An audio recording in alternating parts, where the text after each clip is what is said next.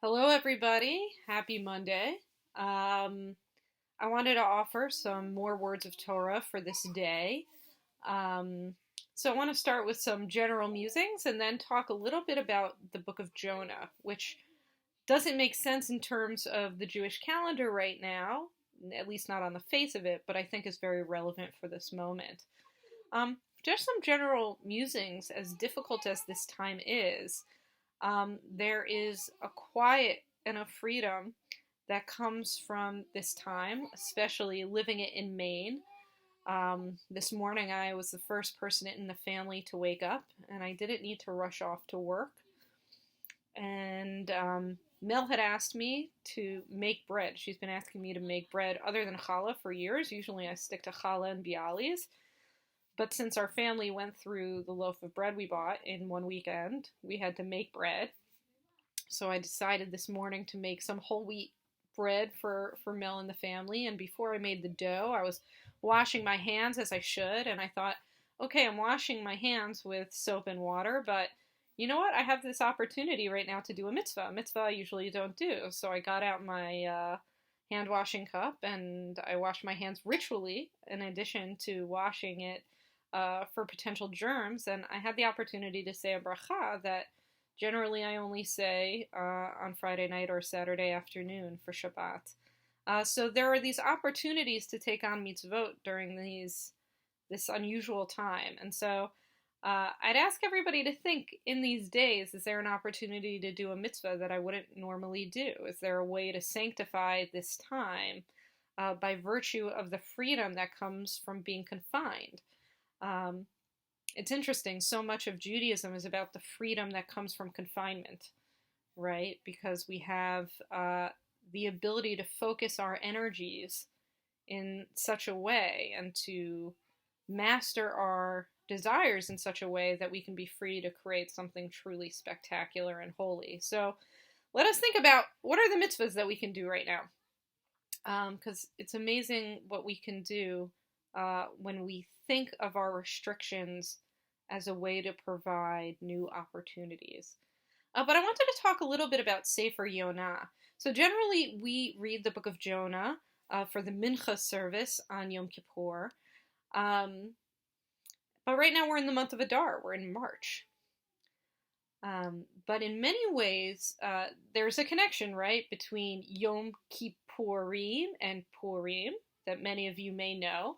But there's also a literary connection between the Book of Esther and Jonah. Both are considered biblical comedies, in large part because they are tall tales, right? They are stories that we often like to tell to our kids because they have this sort of otherworldly, larger-than-life aspect to them, right? The idea of a prophet, having his candle in the belly of a fish, right? That these aren't necessarily the most realistic books of the Bible. They are comedic in the fact that they're sort of extreme. But I don't necessarily want to focus on the comedic element of Jonah at this point, but rather on the idea of running away from our mission or running away from prophecy. So I did a lot of reading about this, in large part because there's so much discussion now about, are we overreacting? Are we doing too much? Right? And even Dr. Fauci said, I hope that people look at me and say, he did too much, right? And that sort of idea of, well, if we do everything that we're supposed to be doing right now, and the virus doesn't explode, right? If it doesn't go all over the place, then it'll be very easy after the fact to say, well, I guess that wasn't necessary, right? And that sort of element of doing too much or doing what we need to do and therefore preventing what we were afraid of reminds me very much of Jonah and why he ran away from the job of prophecy. So in the book of Jonah, in chapter 1, verse 3, we hear, Vayakom Yonah livroach Tarshisha milifnei Adonai, Vayered Yapo, Vayimsa Aniya ba'a Tarshish v'yiten sechara v'yered ba lavo imahem Tarshisha milifnei Adonai. Jonah, however, started out to flee to Tarshish from the Lord's service. He went down to Jaffa and found a ship going to Tarshish. He paid the fare and went aboard to sail with the others to Tarshish, away from the service of the Lord. So the question is, if God speaks directly to you, why would you run away, right? You would think, okay, Jonah's a real prophet. He had gotten it right before. Why would he run away from God's direction? And according to some commentators, there's a debate. Did he actually just pay his part of the fare for the boat, or did he pay to charter the entire boat because he was so desperate to get out of the land of Israel and to get away from God's orders? So why did he run away? So I just want to go through a few of the explanations that are provided in the tradition. The first, according to some commentators, is Jonah thought that the land of Israel is a land of prophecy, so if he ran away from Israel, then the voice of Nevuah, the voice of prophecy, wouldn't reach him anymore, so he tried as fast as he could to get away from Israel. But it turns out God has messengers that can go everywhere. The idea that prophecy, or that anything in our globalized world can really be contained to one place, isn't really the case, right? So he tries to get away from Israel. It doesn't work.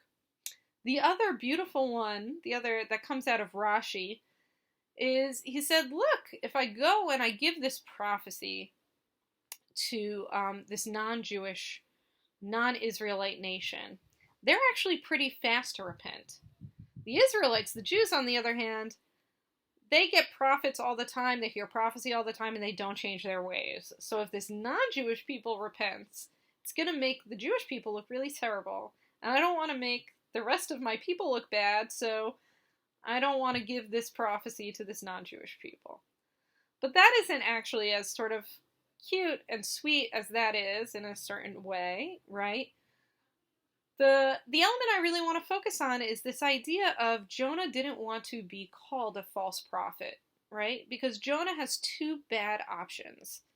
One option is he gives prophecy to the people he's supposed to give prophecy to, and they don't repent, and he feels like a failure, right? That he tells them the truth, he tells them what they need to do, they don't listen, and then he needs to see these people suffer and his prophecy degraded through it being ignored. The other option, as I mentioned earlier, is that they actually do listen, and there's no punishment that comes from God. And if there's no punishment that comes from God, people will look at Jonah and say, you were a false prophet, look, everything was okay. And so this actually hits at one of the challenges of leadership, is delivering difficult news and knowing that if your congregation, if your people, if your citizens actually listen, then you might look a little bit foolish, like you overreacted, because the consequence that you prophesied might not come true. In the end, it took a lot of coercion and a lot of doing, but Jonah eventually gave in and actually got the people of Nineveh to repent. But his life afterwards is very sad. In large part because his fears were not unjustified. However, Jonah is a representation for us of real leadership, that you say what needs to be said, that you do the things that need to be done in order to keep people safe, even if it means that people will point and stare and say, was this person really a prophet? Were they really a leader? Because look, nothing bad happened, right? True leadership isn't being focused on what people will say about you. It's about being so concerned about the welfare of the people that you serve that you're willing to go maybe 2 steps beyond what is necessary, or actually do exactly what's necessary to make sure that people are safe, that they choose the right path, even if it means that you're alienated, you're lonely, or people think a little bit less of you.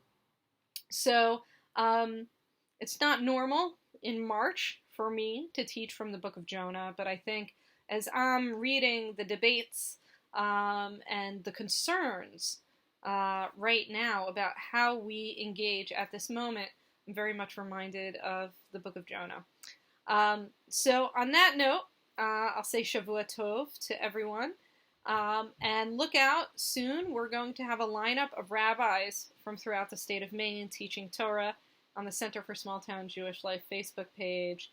And if you are in Waterville, if you are somewhere across the country as my student, as my congregant, and you want to check in, all you need to do is send a note, risaacs@colby.edu, send me a text message, and I'll always make time to FaceTime and check in. Shalom.